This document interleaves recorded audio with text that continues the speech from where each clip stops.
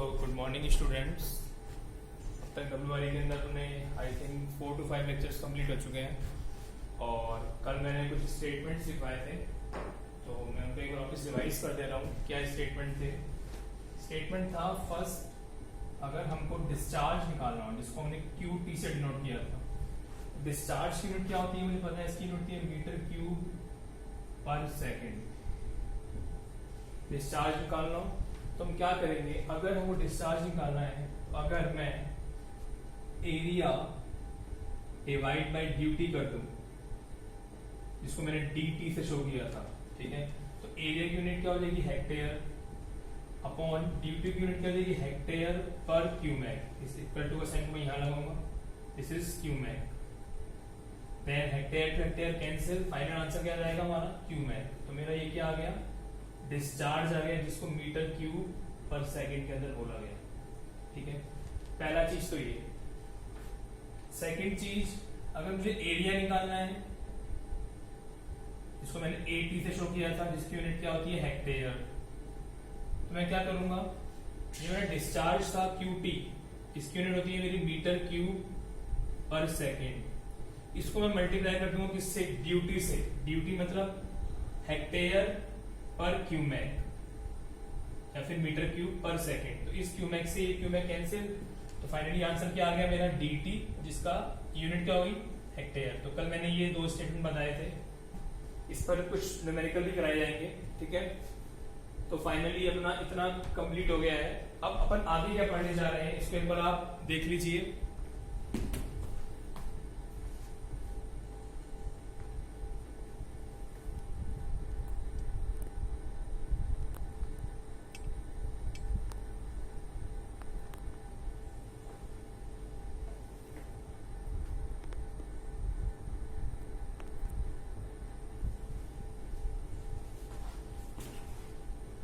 मैं इसको रब कर रहा हूं यहां पर।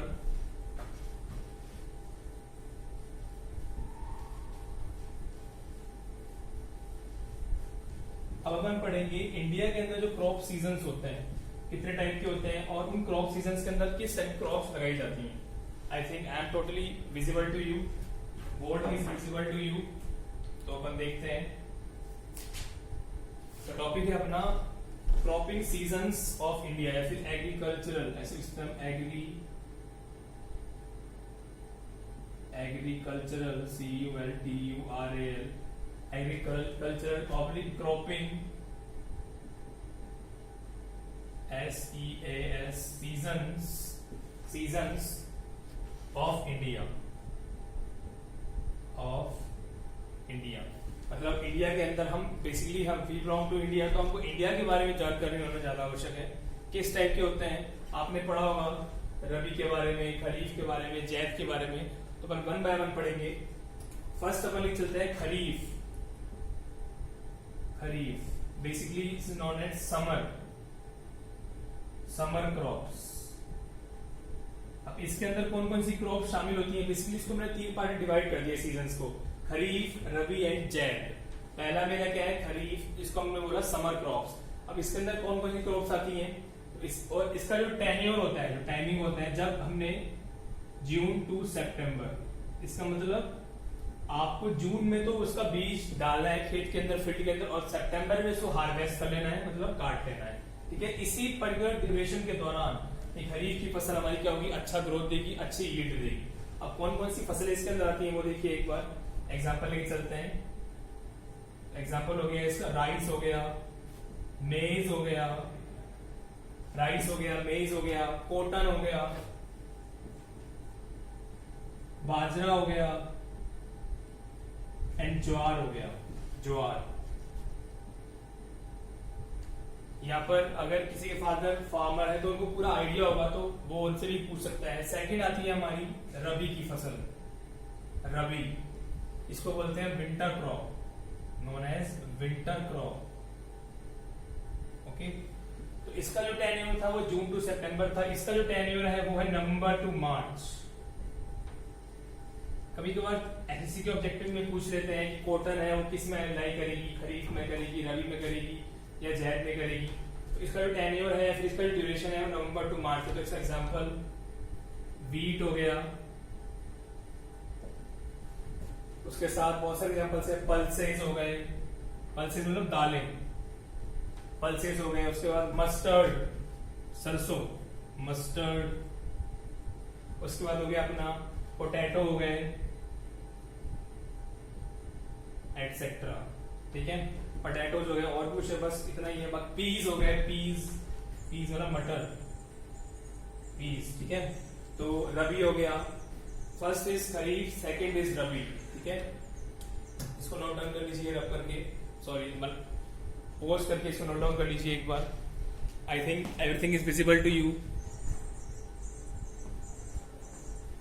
Third is zaid, third is zaid. Okay, zaid के अंदर कौन कौन सा आता है और उसका ड्यूरेशन होता है April to November, sorry April to June, April to June. ठीक है, तो बेसिकली जून टू सितंबर किसका हो गया, खरीफ का हो गया। उसके बाद नवंबर टू मार्च किसका हो गया, हमारा ये हो गया रबी का, और जैद का हो गया अप्रैल टू जून। इसके अंदर कौन कौन से एग्जांपल्स आएंगे वो देख लेते हैं अपन। उसके अंदर आएंगे हमारे सारे फ्रूट्स, फ्रूट्स आएंगे, वेजिटेबल्स आएंगे, और क्या आएगा इसके अंदर, फॉडर, चारा भी आएगा इसके अंदर, एटसेट्रा। तो बेसिकली ये यहाँ पर हो गए खरीफ, रबी, जैद। एंड फाइनल जो फोर्थ होती है उसे बोलते हैं पेरिनियल। पेरिनियल मतलब सदाबहार, पेरिनियल क्रॉप्स, पेरिनियल मतलब सदाबहार, PER, पेरिनियल क्रॉप्स बोलते हैं सदाबहार, जिसका base period 300 days, at least 300 days तो होता ही होता है। इसके अंदर कौन कौन सी आएगी, एग्जाम्पल लिख रहे हैं इसके अंदर अपन, शुगर केन, टबैको, एटसेट्रा। तो बेसिकली इंडिया के अंदर जो सीजन है उसको अपन ने 4 में डिवाइड कर रखा है। खरीफ, जिसको अपन समर क्रॉप बोलते हैं, इसका ड्यूरेशन है जून टू सितंबर। इसके अंदर राइस आएगा, मेज आएगा, कॉटन, बाजरा, ज्वार। उसके बाद रबी, जिसको अपन विंटर क्रॉप बोल रहे हैं, इसका ड्यूरेशन है नवंबर टू मार्च। इसके अंदर जो एग्जांपल्स है वो व्हीट है, पल्सेस मतलब दाल, mustard, potatoes, peas. Third is zaid, जिसका ड्यूरेशन है अप्रैल टू जून, जिसके अंदर अपने फ्रूट्स, वेजिटेबल्स, फॉडर मतलब चारा आएगा। और जो फोर्थ है पेरिनियल क्रॉप, सदाबहार, तो उसका जो बेस पीरियड होता है 300 दिन, एटलीस्ट 300 दिन होता है। मतलब पूरे साल ही एटलीस्ट क्या होता है इसके अंदर, पूरे साल ही ये चीजें क्या होती है, मतलब ग्रोथ होती रहती है, जो क्रॉप्स होती हैं। उसके एग्जांपल्स है हमारा क्या है, शुगर केन हो गया, टबैको हो गया, एटसेट्रा हो गया। तो इसको आप एक कॉपी कर लीजिए पॉज करके।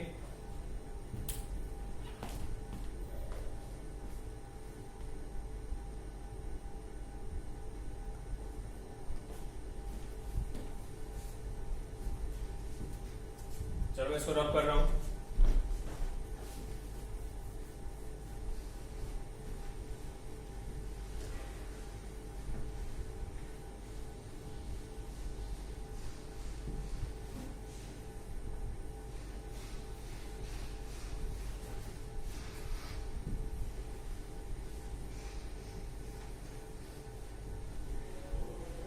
आई ऑलरेडी टोल्ड यू, इसके रिगार्डिंग जो PDF है डिस्क्रिप्शन लिंक के अंदर हमने आपको फॉरवर्ड कर दी है, तो जो आपको इसके नोट्स हैं वहां पे इजीली मिल जाएंगे।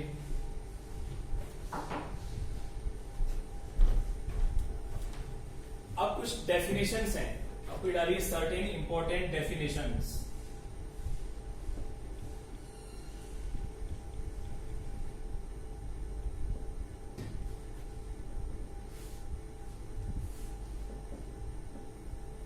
Certain important definitions. फर्स्ट है इसके अंदर खरीफ रेशो रबी, खरीफ रबी रेशो। तो बेसिकली है क्या, खरीफ रेशो रबी है, खरीफ रबी रेशो कैसे समझ सकते हैं अपन, कि जितना एरिया खरीफ की क्रॉप को बोने में काम आ रहा है डिवाइड बाय कितना एरिया रबी की क्रॉप को बोने के लिए काम आ रहा है। या फिर ऐसे कह सकते हैं अपन कि area of kharif, area of kharif for irrigation, for irrigation divide by area of rabi for irrigation. इसका मतलब क्या हो गया, area of kharif for irrigation को अगर डिवाइड करेंगे area of rabi for irrigation से तो क्या आ जाएगा, एरिया खरीफ रबी रेशो आ जाएगा। ठीक है, तो बेसिकली ऊपर क्या आएगा, खरीफ के लिए जितना एरिया चाहिए हमको इरिगेशन के लिए, और डिनोमिनेटर में क्या आएगा, रबी के लिए जितना एरिया चाहिए किसके लिए, इरिगेशन के लिए। तो ये पहला डेफिनेशन हो गया खरीफ रबी रेशो। इसको मैं एक्सप्लेन कर देता हूँ हिंदी में या फिर नॉर्मल इंग्लिश के अंदर। It is defined as the ratio of the area proposed to be irrigated during Kharif season to that in the Rabi season. तो इसको ऐसे भी लिख सकते हैं कि AK upon AR, AK upon AR। तो ये क्या हो गया, खरीफ के लिए जो एरिया चाहिए, ये क्या हो गया, रबी के लिए जो एरिया चाहिए। Fine. Second is our crop ratio, second is crop ratio, second is what, crop ratio. तो ये क्या होता है, तो देखो ये it is defined as the ratio of area proposed to be irrigated for a given crop to that for all the crops. इसका मतलब क्या हो गया, सपोज करो एक फील्ड में बहुत सारी क्रॉप लगी हुई है, तो एक क्रॉप के लिए जो एरिया चाहिए डिवाइड बाय टोटल जो एरिया चाहिए बहुत सारी क्रॉप्स का, उसको हम बोलते हैं crop ratio. For single crop जो ऊपर आएगा न्यूमरेटर में क्या आएगा, एक क्रॉप के लिए जो area divide by total area for the all crop. ऐसे लिख सकते हैं इसको, area of a particular crop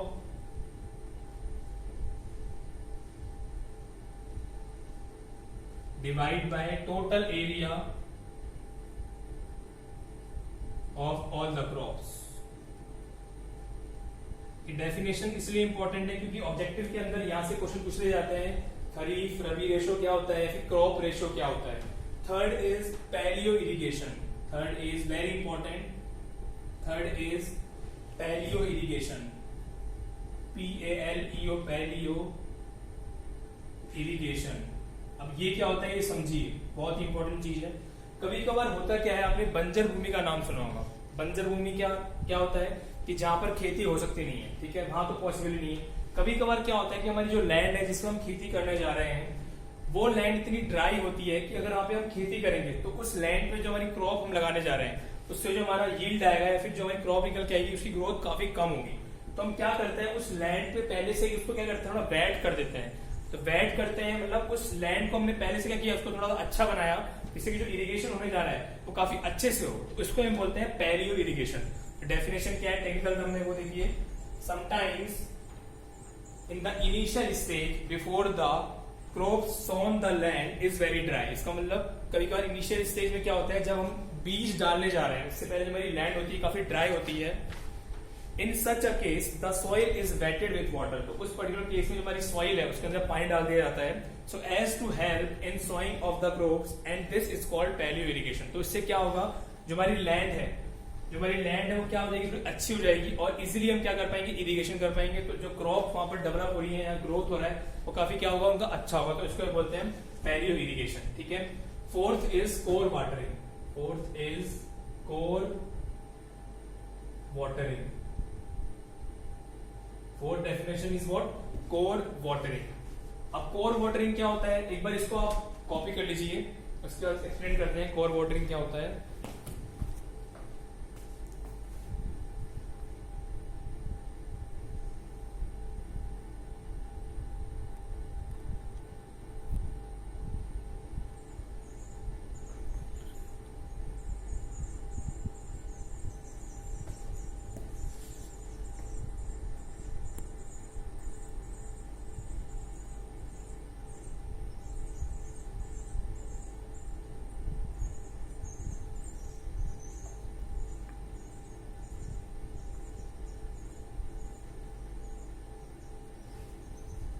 I think आपने कॉपी कर दिया होगा, तो मैं इसको पढ़ देता हूं।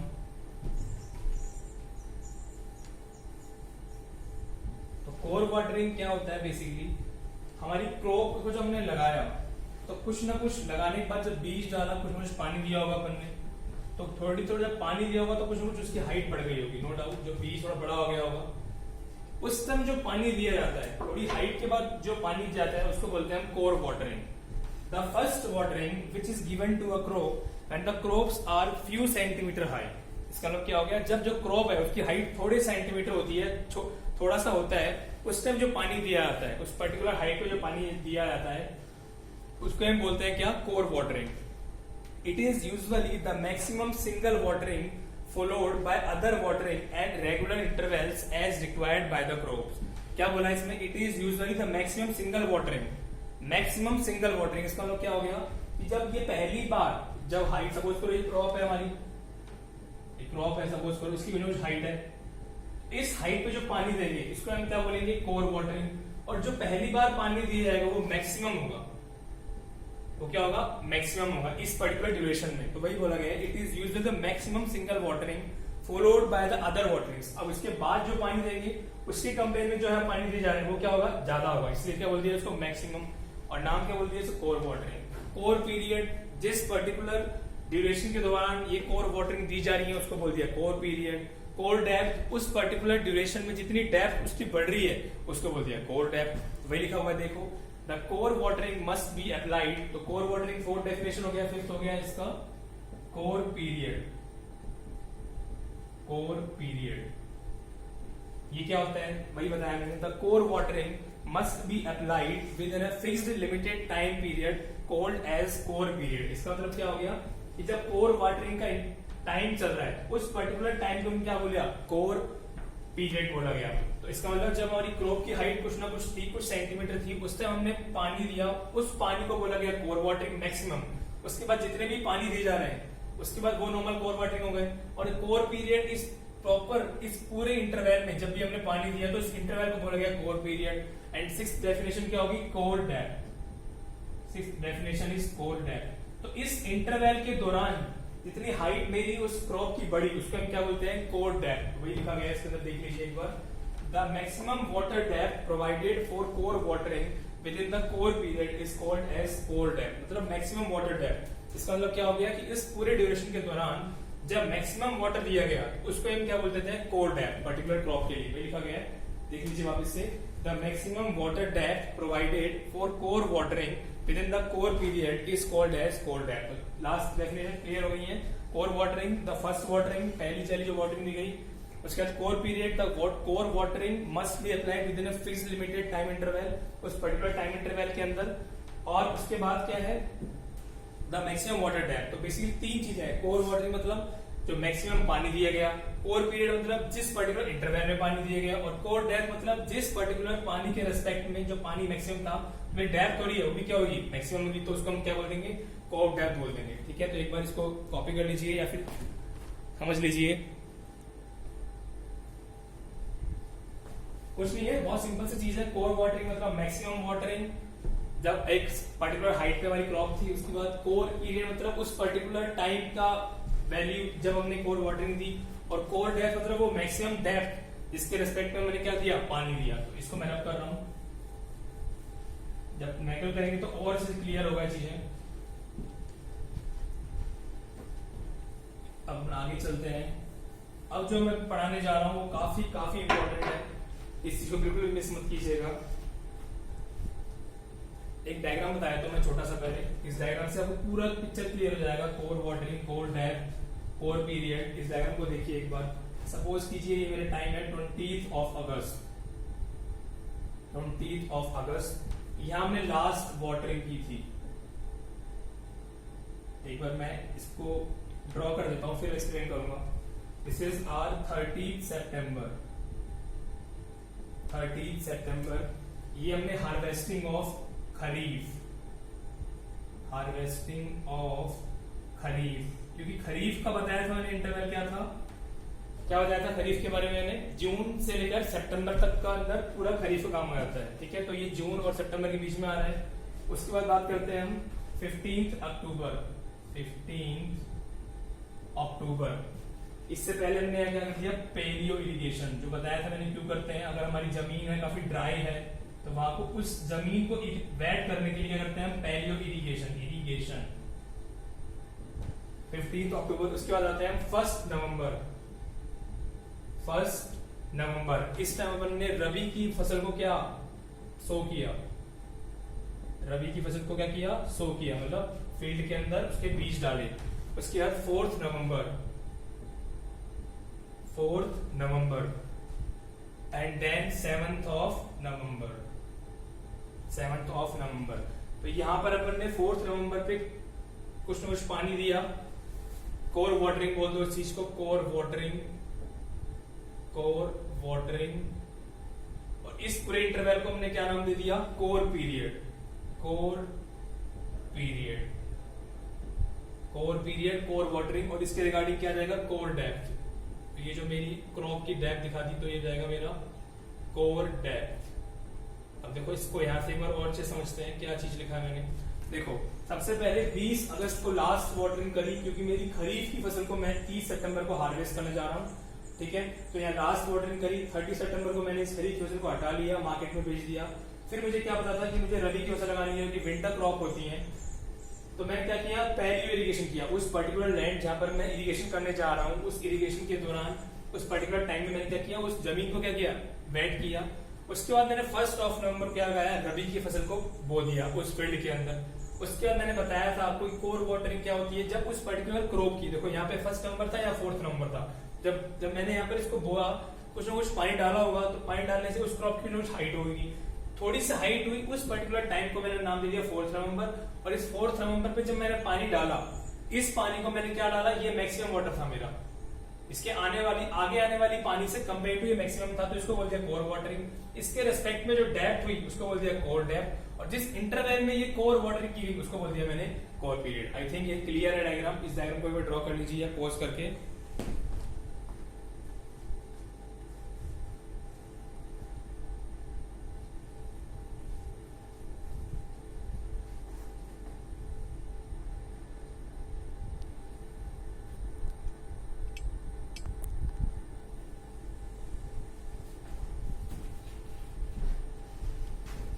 चलो नेक्स्ट, अब कुछ डेफिनेशंस आने वाली हैं। ये सारी डेफिनेशंस न्यूमेरिकल पोर्शन में बहुत काम आएंगी, जब न्यूमेरिकल कराएंगे तब आप देखना। तो मैं इसको रब कर रहा हूँ यहाँ पर। अब जो डेफिनेशंस आने वाली हैं, those definitions are very very important. तो उन डेफिनेशंस को अच्छे समझना, एग्जाम पॉइंट्स ऑफ व्यू से काफी इंपॉर्टेंट है। वन बाय वन बताएंगे। टॉपिक का नाम है irrigation efficiencies. Irrigation efficiencies, efficiencies, EFFICIENCIES, efficiencies, irrigation efficiencies. Efficiency का मतलब क्या होता है, बेसिकली पढ़ा होगा फ्लूइड मैकेनिक्स में। एफिशिएंसी को मिलकर करते हैं नीटा से। इसका मतलब क्या होता है कि आउटपुट अपॉन इनपुट, जनरल भाषा में बात किया जाए तो इसका मतलब मैंने कितना इनपुट दिया और मुझे कितना आउटपुट मिला, इन दोनों का रेशो। इसको छोटा सा एग्जांपल लेते हैं जनरल लाइफ के अंदर। सपोज कि हमने एग्जाम के लिए 100% मेहनत की, मतलब हमने एग्जाम के लिए जी जान लगा दी, हमने अपना इनपुट 100% दिया, बिल्कुल 100% में जी जान लगा दिया पढ़ने के लिए, हमने दिन रात एक कर दिया। लेकिन जो हमारा रिजल्ट आया वो हमारा कितना आया, 95% आया। तो हमने 100% तो मेहनत करी, बट रिजल्ट आया मेरा 95%। तो इसका मतलब हमारी एफिशिएंसी कितनी हो गई, 95% मेरी क्या हो गई, एफिशिएंसी हो गई। ठीक है, मैं आगे से बताना चाह रहा हूँ, मैंने 100 बिल्कुल मतलब जी जान लगा दिया, बहुत अपनी कमर कस ली और 100% दिया मेरा। बट जब मेरे एग्जाम्स हो गए, रिजल्ट आ गया तो कितना आया, 95% आया। तो बेसिकली मैंने इनपुट तो 100 दिया था, बट आउटपुट कितना है, 95। तो ये क्या हो गया, 95% एफिशिएंसी हो गई यहाँ पर। ठीक है, तो एफिशिएंसीज में अब इरिगेशन के रिस्पेक्ट में किस टाइप की एफिशिएंसी बढ़ेंगी। अब देखिए, फर्स्ट टाइप की जो एफिशिएंसी है उसको बोलते हैं हम efficiency of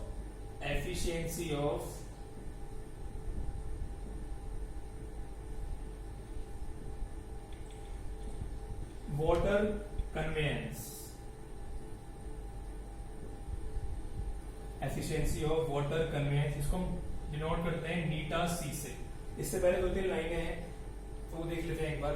water is lost in irrigation during various process and therefore following are the different kinds of irrigation efficiencies to be analysed. मैंने कल भी बताया था, जितना पानी हम फील्ड में दे रहे हैं, तो ऐसा तो है नहीं कि सारा का सारा पानी जितना हमने दिया सारा का सारा हमारे क्रॉप ले लेगा, नहीं।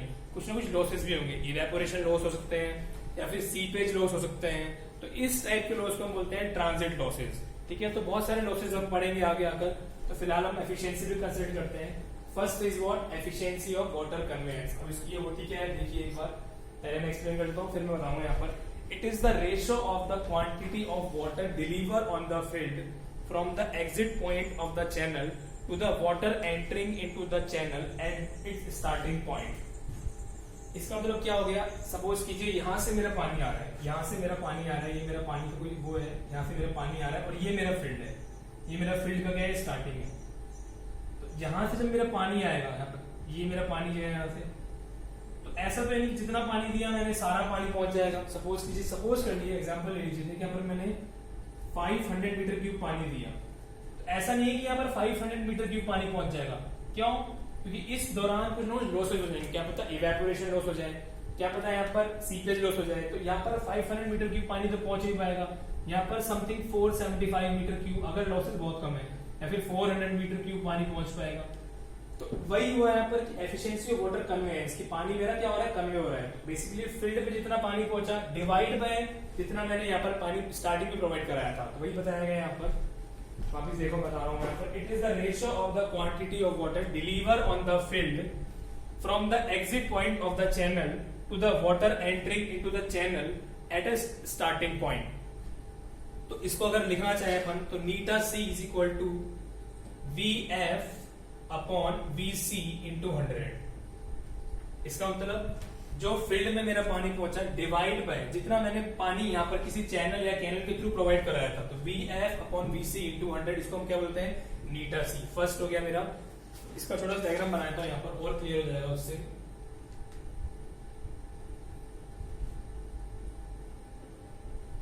ये मेरा फील्ड दिखा दिया मैंने यहाँ पर, दिस इज फील्ड। उसके बाद जो यहाँ पर पानी आ रहा है उसको मैं दिखा दिया वी सी, ठीक है, चैनल या कैनल के थ्रू आ रहा है। ये मेरा वी एफ, जो मेरा पानी यहाँ पहुंचा, ठीक है, दिस इज हेड पॉइंट हो गया इसका, दिस इज टेल पॉइंट हो गया, जहां पे मेरा खेत खत्म हो रहा है, ये यहाँ पे स्टार्ट हो रहा है। तो नीटा सी क्या हो गया, वी एफ अपॉन वी सी।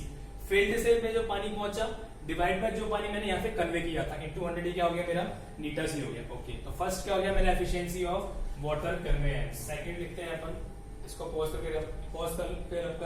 करके नोट डाउन कर लेना, मैं इसको रब कर रहा हूँ। ये एफिशिएंसीज काफी इंपॉर्टेंट है एग्जाम्स के अंदर, इससे डेफिनेटली क्वेश्चंस आएंगे, ऑब्जेक्टिव हो, सब्जेक्टिव हो, गेट हो, ईएस हो, जेईएन हो, एएन हो, यहाँ पे क्वेश्चन काफी आते हैं। कभी कभार तो एफिशिएंसी को डायरेक्ट पूछ भी लिया जाता है। Second is efficiency of water application.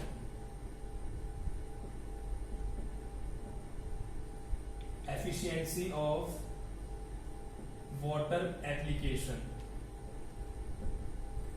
इसको हम नीटा ए से डिनोट करते हैं, बेसिकली नीटा ए से डिनोट करते हैं। अब ये क्या होता है एक बार देख लीजिए। अच्छा, लास्ट जो मैंने एफिशिएंसी बताई थी वाटर कन्वेयंस, इसमें जो लॉसेस होते हैं वो कौन कौन से होते हैं, तो वही बता रहा हूँ। It takes into consideration the conveyance और ट्रांसमिशन लॉसेस। जो लास्ट एफिशिएंसी मैंने बताई थी नीटा सी, उसके अंदर जो लॉसेस कंसिडर होते हैं उनको हम क्या बोल देते हैं, कन्वेयंस लॉसेस या फिर ट्रांसमिशन लॉसेस। सेकंड एफिशिएंसी हमारी एफिशिएंसी ऑफ वाटर एप्लीकेशन, ये क्या होता है एक बार एक्सप्लेन कर देता हूँ। It is the ratio of the quantity of water stored in the root zone of the crops to the quantity of water delivered on the field.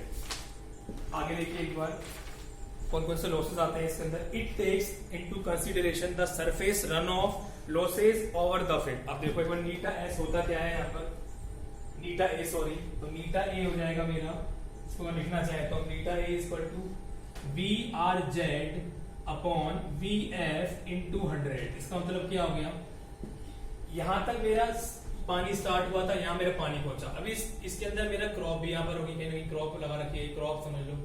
अब ऐसा तो है नहीं कि जितना पानी इस पॉइंट तक आया, इस पॉइंट से सारा पानी यहाँ पहुंच जाएगा, नहीं, कुछ ना कुछ लॉसेस भी होंगे। वो लॉसेस कौन से होंगे, वो लॉसेस होंगे एज ए रन ऑफ। तो वी आर जेड मतलब जितना पानी मेरा कहाँ पहुंचा, रूट जोन में कलेक्ट हुआ। ये मैंने रूट बना दिए, ये मेरा फील्ड का स्टार्टिंग पॉइंट है, इस पॉइंट से जितना पानी मेरा कहाँ गया, रूट जोन में पहुंचा।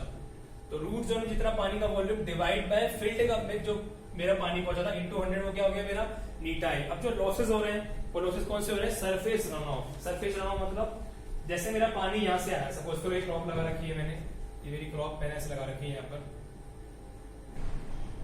और यहाँ से मेरा पानी आ रहा है, ये मेरा फील्ड का स्टार्टिंग पॉइंट था। अब ऐसा तो है नहीं कि सारा पानी इधर पहुंच जाएगा, नहीं, कुछ ना कुछ पानी क्या होगा, रन ऑफ, मतलब जो बह के निकल जाएगा, कुछ ना कुछ पानी इसके अंदर नहीं जाएगा, जो कुछ ना कुछ पानी बह के निकल जाएगा, तो क्या हो गया मेरा सरफेस रन ऑफ, जो पानी मेरा बह के निकल गया, नदियों में चला गया, कहीं और चला गया, या फिर रूट में नहीं पहुंचा, तो ये क्या हो गया मेरा VRZ/VF × 100 is known as efficiency of water application. इसको एक बार आप नोट डाउन कर लीजिए।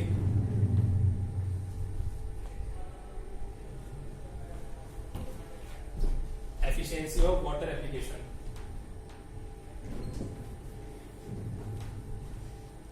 इसके बाद 3 एफिशिएंसी और हैं, वो अपन कल के लेक्चर में डिस्कस करेंगे। उसके बाद कुछ न्यूमेरिकल आएंगे, उस न्यूमेरिकल पे अपन थोड़ा सा कंसीडर करेंगे क्योंकि न्यूमेरिकल काफी इंपॉर्टेंट है। आज अपन ने ज्यादा कुछ नहीं पढ़ाया है, केवल कुछ सीजन्स थे इंडिया के उसके बारे में बताया है, कुछ डेफिनेशन बताई है और अभी 2 एफिशिएंसी बताई है। आगे जो एफिशिएंसी आने वाली काफी इंपॉर्टेंट है, स्टोरेज एफिशिएंसी है, बाकी 2 एफिशिएंसी और है, तो अपन पढ़ेंगे कि वाटर यूज करने के रिगार्डिंग जो एफिशिएंसी होती है, वाटर यूज एफिशिएंसी है। तो हम कल के लेक्चर में आगे 3 एफिशिएंसी के रिगार्डिंग बात करेंगे और कुछ ना कुछ न्यूमेरिकल प्रॉब्लम्स पे सॉल्व करेंगे, ठीक है। तब तक के लिए आप घर पे अपने सेफ रहिए, स्टे एट होम, और जैसा आपको पढ़ाया जा रहा है, अगर आपको कुछ भी प्रॉब्लम हो रही है इस वीडियो के रिगार्डिंग कि सर ये चीज क्लियर नहीं हो रही है, कुछ कट रहा है पोर्शन, हम पूरा ट्राई कर रहे हैं कि आपको अच्छे से समझ में आए, बट फिर भी अगर आपको लग रहा है कि नहीं सर यहाँ प्रॉब्लम हो रही है, तो आप बता सकते हैं कि सर मुझे ये समझ नहीं आ रहा है। ग्रुप में you can call me, you can message me between 9 to 5 PM, no problem at all. Okay, तब तक के लिए घर पे रहिए, be safe, be happy, thank you very much.